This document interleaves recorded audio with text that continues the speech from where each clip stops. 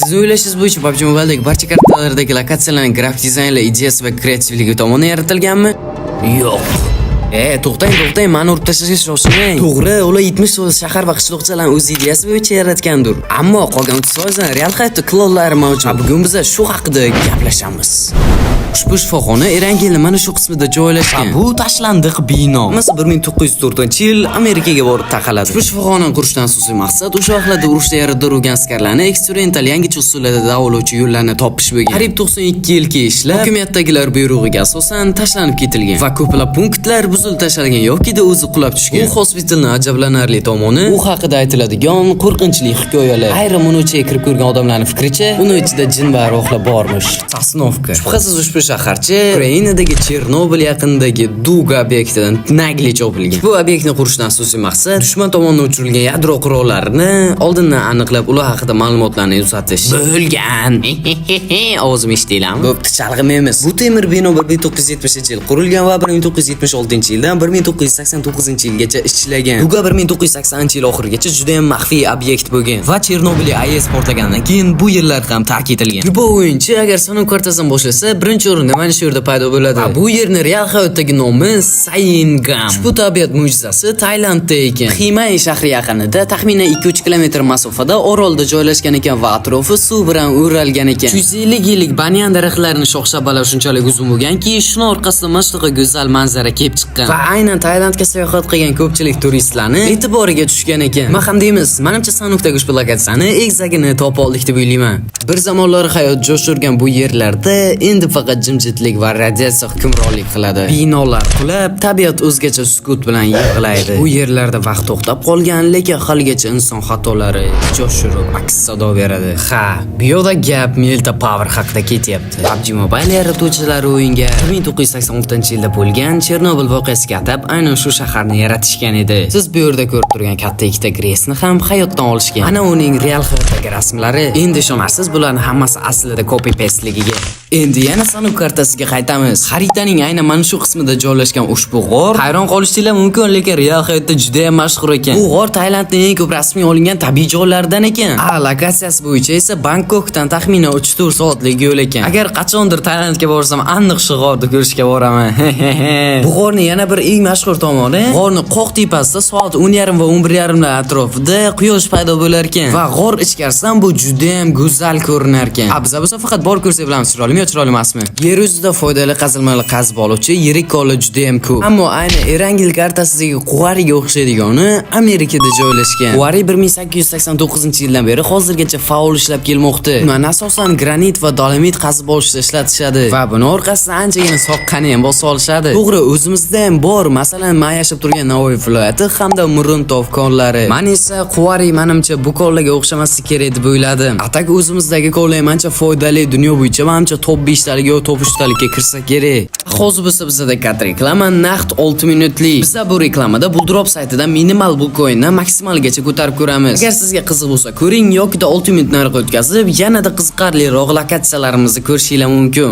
Birinchi o'rinda biz Buldrop saytiga kira olamiz. Buldrop saytini bemalol Google yoki boshqa brauzerlardan topsangiz bo'ladi. Kira olganingizdan keyin sizlar agar depozit qilmoqchi bo'lsangiz, deylik 5 ming, 10 ming, 20 ming bemalol risk qilib tiksanglar bo'ladi. Tikayotganingizda, ya'ni depozit qilib shotinglar tushirayotganingizda mana bu promokod degan joyga Smack promokodini kirgizsanglar, sizlarga 20% bonus beradi va keyslar ochganingizda ham omadinglar kelish shansi 20% ga oshadi. Pul tashlash ham juda ham qulay. Bu yerda kriptovalyutadan ham hatto to'lov qilsanglar bo'ladi. Ton, Dox, yana balo-battarlar, Humo, Mastercard hammasini tashlashlar bo'ladi bemalol. Bemalol 20 ming, 10 ming risk qilib ko'rsanglar bo'ladi. Bolalar, shotinglar pul tushayotganda agar tushmay qolsa yoki bironta nosozlik bo'lsa, bu yerda yordam xizmati ham bor. 24/7 onlaynlar har doim sizlarga atvet berib, o'sha sizlarga yordam berib turadi bu xizmat.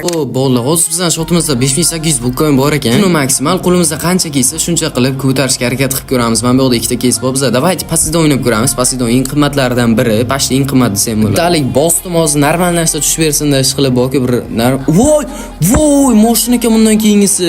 Muncha olmadim. Yo'q, qaranglar, legendarga tushib turibdi. Mana bu yerda mashin turganda, mashin vobshe qimmatda. Hozir o'sha mashin tushganda biz ancha bir 2x plusga chiqardik. Davay yana bitta. Endi bunisi tusharsan, voy, yana yedirdi, yana arzon narsa tushyapti.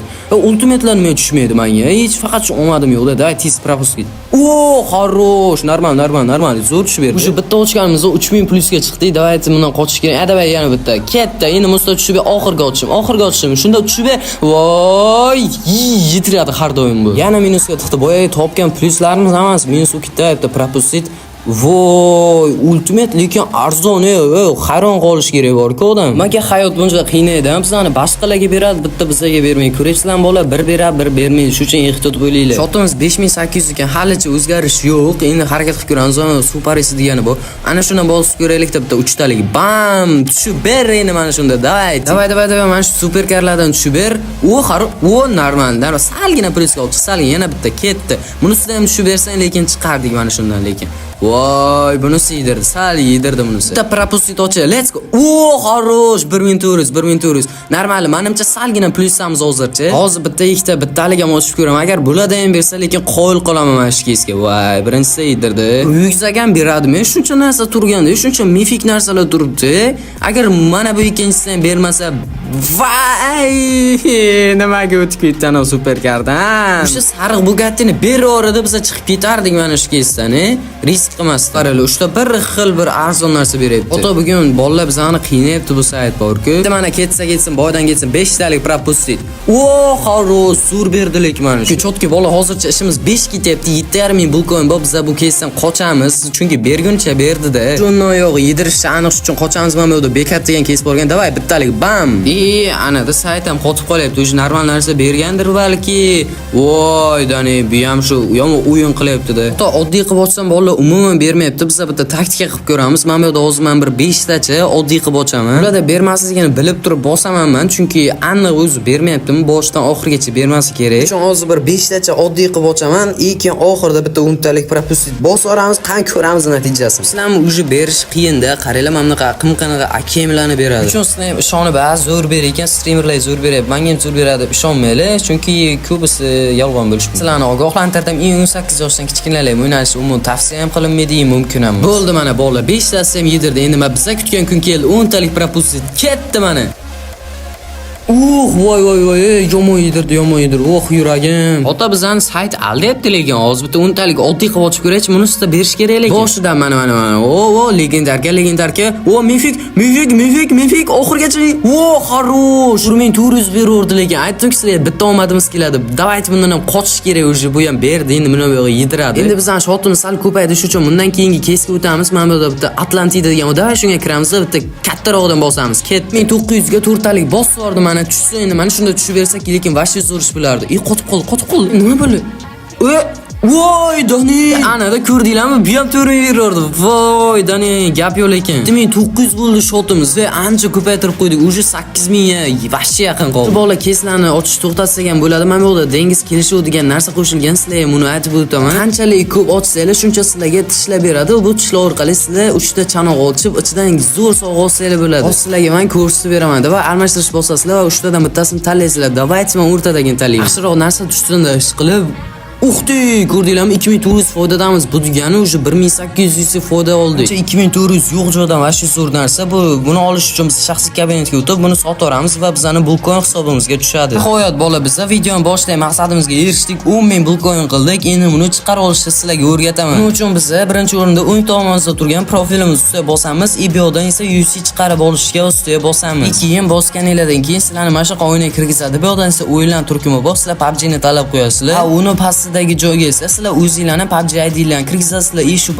ID'ga 100 chiqargan 100 lar tushadi. Undan ham pastdagi qatorga esa sizlar chiqarmoqchi bo'lgan 100 larning qiymatini yozasizlar. Hozir men 10000 yozib ko'raman, chunki hisobimda 10000 bulkoin bor va bizga 10000 bulkoin uchun 8100 berar ekan. Keyin sizlar chiqarib olish uchun zaявка tashlaysizlar. Shu bilan sizlarning zaявкalar 10-15 minutda qabul qilinadi. Agar shu 10-15 minutda tushmasa sizlarga sizda turgan yordam xizmatiga bosasizlar va admin bilan gaplashasizlar. Sizlarning muammoinglarni 24 ga 7 hal qilib tashladim. Shunday qilib bolalar buldiropdan shunaqa qilib yuz ishlasa bo'ladi. Bemalol kirib 10 ming 20 ming risk qilsalar bo'ladi, ammo ehtiyot bo'linglar. Summalarni hech qachon risk qilmanglar va borda chiqib ketinglar. PUBG Mobile o'yinida ham tarixiy obidalar mavjud va ulardan biri Sanuk kartasidagi Ruins. Bu lokatsiyaning real hayotdagi kopiyasi Myanmar Respublikasida joylashgan ekan. Bu joy esa tushunishingiz uchun Bangladesh davlatiga yaqinroq. Bu obidaning real hayotdagi nomi Miraoke ekan. Va bu obyektdan 700 dan ortiq ibodatxona va har xil yodgorliklar hanuzgacha saqlanib qolgan ekan. Tushunishingiz uchun bolalar, bu oddiygina tarixiy obida emas. Buning ichida Sharq davlatlarining haqiqiy tarixi yotibdi.